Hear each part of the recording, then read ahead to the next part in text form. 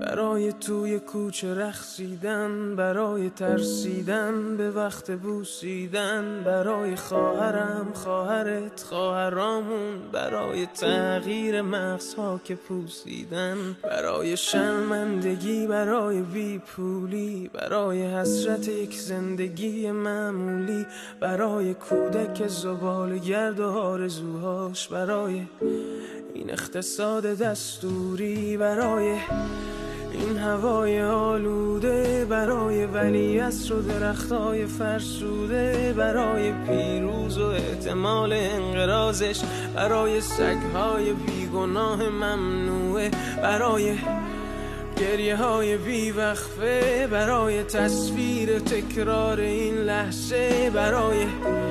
چهره ای که میخنده، برای دانش آموزا، برای آینده، برای این بهشت اجباری، برای نخبه های زندانی، برای کودکان افغانی، برای این همه برای غیر تکراری، برای این همه شعارهای تو خالی، برای آوار خونه های پوشالی، برای احساس آرامش، برای خورشید پس از شبای طولانی، برای قرصای اعصاب و بیخوابی، برای مرد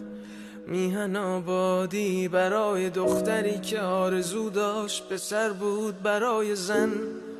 زندگی آزادی.